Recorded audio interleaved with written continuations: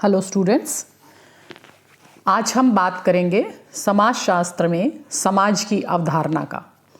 हम यह भली भांति जानते हैं कि हम समाजशास्त्र को तभी ठीक से समझ सकते हैं जब समाजशास्त्र को समाज के विज्ञान अर्थात साइंस ऑफ सोसाइटी के रूप में हम परिभाषित करें। समाज जो है ना केवल पशु पक्षियों का या कीड़े मकोड़ों के जीवन की वास्तविकता होता है, जबकि यह व्यक्तियों का भी समूह होता है। हर व्यक्ति का समाज होता है और समाज का व्यक्ति होता है। मतलब कहने का ये मतलब है कि व्यक्ति और समाज पारस्परिक एक दूसरे पर निर्भर होते हैं। जहाँ व्यक्ति ने एक दूसरे के साथ सामाजिक संबंध स्थापित किया, वहाँ समाज का निर्माण होता है। व्यक्ति के व्यक्तित्व के विकास के लिए भी समाज का बहुत बड़ा योगदान होता है।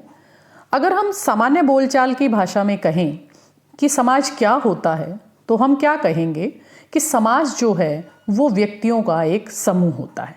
ठीक है, किसी भी संगठित और असंगठित समाज को हम ग्रुप को हम समाज कह देते हैं। जैसे आर्य समाज हो गया, ब्रह्म समाज हो गया, प्रार्थना समाज हो गया, हिंदू समाज हो गया, जैन समाज हो गया, विद्यार्थी समाज, महिला समाज। ठीक है, ये समाज की एक कैसी अवधारणा है जो एक जनरल, आप किसी से पूछेंगे समाज क्या होगा, व्यक्तियों के समूह को वो समाज कहेगा। चूँकि हम समाजशास्त्र के विद्यार्थी हैं, इसलिए हमें समाज की ये परिभाषा को महत्व नहीं देना है। हम समाजशास्त्री होने के नाते या समाजशास्त्र के विद्यार्थी होने के नाते हम समाज की क्या परिभाषा करेंगे? हम ये कहेंगे कि ये व्यक्तियों के बीच में पाए जाने वाले सामाजिक संबंधों के आधार पर निर्मित व्यवस्था जो है वो समाज होती है। ठीक है, और इसी बात को मैकाइवर और पेज की एक पुस्तक है, समाजशास्त्री हुए हैं मैकाइवर और पेज, और इनकी एक पुस्तक है जिसका नाम है सोसाइटी। ठीक है, उन्होंने इसमें कहा है कि society is the web of social relationship. मतलब समाज जो है वो सामाजिक संबंधों का जाल है। स्पष्ट क्या होता है इससे? ये होता है कि समाजशास्त्र में व्यक्तियों के समूह को समाज नहीं मानकर उनके बीच में पनपने वाले सामाजिक संबंधों के ताने बाने और व्यवस्था को समाज कहा जा सकता है। समाजशास्त्र के अंदर अगर हम देखें तो समाज एक बहुत ही इम्पॉर्टेंट अवधारणा है और इसी कारण हम समाज का अध्ययन यहाँ पर कर रहे हैं। ठीक है, हम बात करें कि समाज है क्या। ठीक है, तो समाजशास्त्र जो है समाज की एक महत्वपूर्ण अवधारणा होती है। समाज जो है व्यक्तियों के सामाजिक संबंधों से बनता है और जब व्यक्ति अपनी आवश्यकताओं की पूर्ति के लिए अन्य व्यक्तियों के साथ बातचीत करते हैं, अंतःक्रिया करते हैं, संबंध स्थापित करते हैं, तो वो समाज कहलाता है। ठीक है, उदाहरण का यदि एग्जाम्पल लें हम, तो पति और पत्नी, पुत्र और माता, अध्यापक और शिक्षक, अधिकारी और कर्मचारी, ये सभी क्या है, कुछ उद्देश्यों को लेकर आपस में एक दूसरे के साथ जुड़े हुए हैं। ठीक है, और इनके आपस में संबंध बने हुए हैं। तो ये जो संबंधों के विभिन्न प्रकार होते हैं वो समाज के अंदर आते हैं। अब हम बात करते हैं कि समाजशास्त्र को परिभाषित कैसे करें।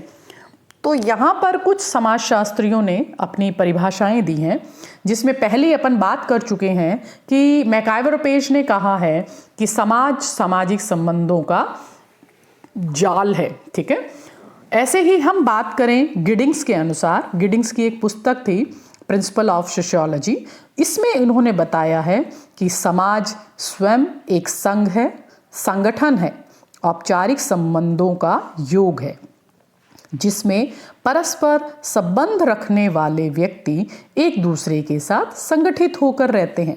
मतलब क्या है, आपस में लोग जब रिलेशन बनाते हैं और उस रिलेशन के कारण एक दूसरे से संगठित होते हैं, एक दूसरे से मिलते हैं, तो वो सामाजिक या समाज कह सकते हैं हम उसको। ऐसे ही र्यूटर की हम परिभाषा पढ़ रहे हैं।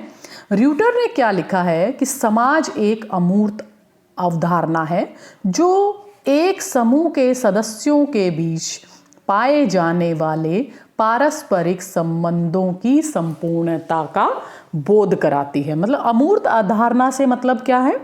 अमूर्त अवधारणा, दो तरह की अवधारणाएं होती हैं। एक मूर्त मतलब जिसको हम देख सकते हैं और छू सकते हैं। अमूर्त जिसको हम देख नहीं सकते, छू नहीं सकते, केवल महसूस कर सकते हैं। तो ये कुछ परिभाषाएं थी। इसके साथ साथ ही मैकाइवर और पेज ने कुछ समाज के कुछ आधार बताए हैं कि किसी भी समाज को हम समाज कब कह सकते हैं। किसी भी समाज को हम समाज जब कह सकते हैं जब उसमें रीतियां होंगी, जैसे रहन सहन संबंधी रीति रिवाज, खान पान संबंधी रीति रिवाज, कार्य प्रणाली मतलब उनका कुछ स्पेशली कार्य होगा, अधिकार होंगे। अधिकार से मतलब है कि हम समाज के सदस्य होने के नाते हमें कुछ अधिकार और कर्तव्य मिलते हैं। हम बात केवल अधिकारों की कर लेते हैं किंतु उस समाज के लिए हमारे जो कोई कर्तव्य हैं वो हम भूल जाते हैं। नेक्स्ट, पारस्परिक सहयोग होना चाहिए। मानव व्यवहार पर नियंत्रण भी करता है समाज, क्योंकि देखिए हम कोई भी गलत कार्य करते हैं या सही कार्य करते हैं तो उसका हम समाज में इफ़ेक्ट देखते हैं कि समाज हमें क्या कहेगा। हमें पता है समाज इसके लिए हमें पॉजिटिव रिस्पांस देगा तो हम वो कार्य करते हैं। हमें ये भी मालूम है कि समाज इसके लिए हमें नेगेटिव रिस्पांस देगा तो हम वो कार्य नहीं करते हैं। तो क्या वजह हो गई कि समाज व्यक्ति पर नियंत्रण रखता है। ठीक है, नेक्स्ट अब हम बात करते हैं विशेषताओं की, कि समाज की कुछ विशेषताएं हैं जिनको हम अध्ययन करेंगे। सबसे पहली विशेषता है कि पारस्परिक जागरूकता। मतलब एक दूसरे के प्रति अवेयर होना।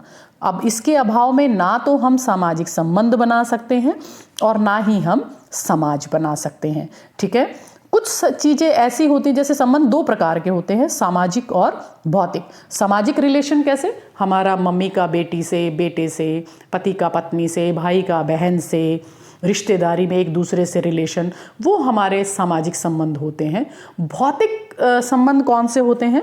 जैसे मान लीजिए हम एक घर में रह रहे हैं, उनमें हमारा बेड है, हमारा डाइनिंग टेबल है, हमारा टीवी है, हमारा फ्रिज है, हमारी किताबें, डायरी, पेन, पेंसिल, हमारी गाड़ी, ये सब क्या है? इनसे हमारा जो है वो भौतिक रिलेशन होता है। ठीक है, नेक्स्ट सेकंड है समाज अमूर्त है। ठीक है, अमूर्त से मतलब मैंने जैसा आपको पहले बताया कि सामाजिक संबंध जो होते हैं वो अमूर्त होते हैं। इनको हम ना देख सकते हैं और ना ही छू सकते हैं।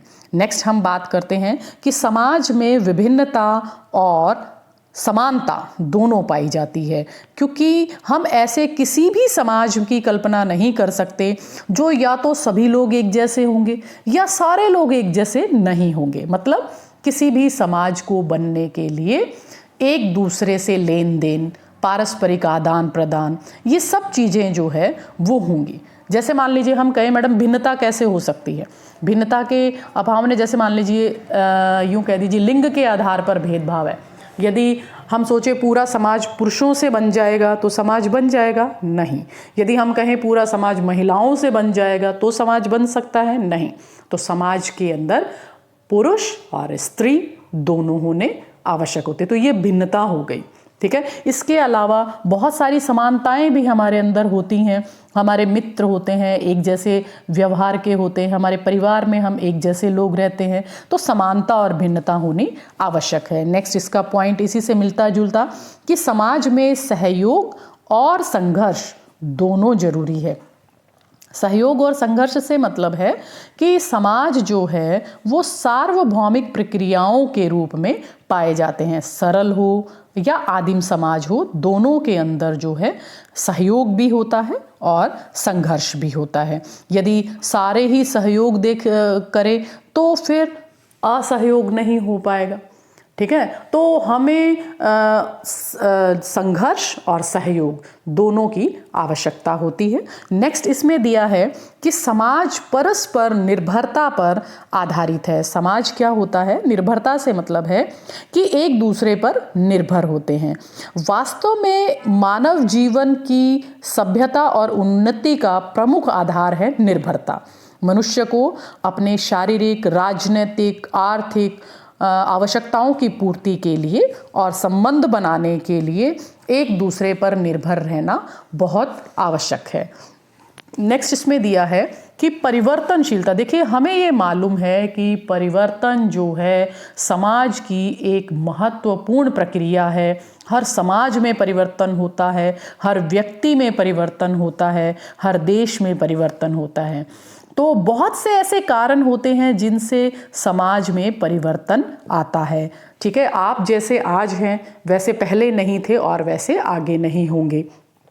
ठीक है, तो ऐसे ही समाज में भी परिवर्तन होता रहता है। देखिए, आज से बहुत साल पहले सती प्रथा को बहुत अच्छा माना जाता था, महिलाएं सती भी होती थी, बट आज जो है सती प्रथा एक सामाजिक कुरीति है। पहले पर्दा प्रथा जो है वो बहुत अच्छी मानी जाती थी, आज पर्दा प्रथा कुरीति है। तो ये क्या है? ये एक तरह की परिवर्तन है। ठीक है, और जटिल समाज क्या होता है? समाज जो है एक जटिल व्यवस्था है। मतलब कहने का कि पहले के जो समाज होते थे, जिनको हम आदिम समाज कहते हैं, वो बिल्कुल जो है वो उनमें शिक्षा का प्रसार नहीं था, परंपरावादी थे, वो किसी से संपर्क में भी नहीं आते थे, तो वो बड़े सरल समाज होते थे। किंतु आज के जो समाज है, आप देखिए यहाँ पर कितने जनसंख्या बढ़ गई है, विशेषीकरण बढ़ गया है, श्रम विभाजन बढ़ गया है। इसके कारण आज का जो समाज है वो जटिल समाज है। तो अब हम समाज के बारे में बात करते हुए इतना कहेंगे कि समाज जो है वो व्यक्तियों का एक ऐसा समूह होता है जिसके सदस्य जो हैं वो आपस में एक दूसरे पर निर्भर होते हैं, आपस में एक दूसरे से क्रियाकलाप करते हैं, गतिविधियों में भाग लेते हैं, सामाजिक संबंध बनाते हैं, व्यवहार बनाते हैं, जीवन विधि बनाते हैं। तो ये सब क्या है कि, और यही कारण है कि समाज जो है वो एक ऐसी जटिल व्यवस्था है जिसके अंदर व्यक्ति अपने रिलेशंस या अपने संबंधों को बनाते हैं। आशा करती हूँ आपको ये मेरा टॉपिक समझ में आया होगा।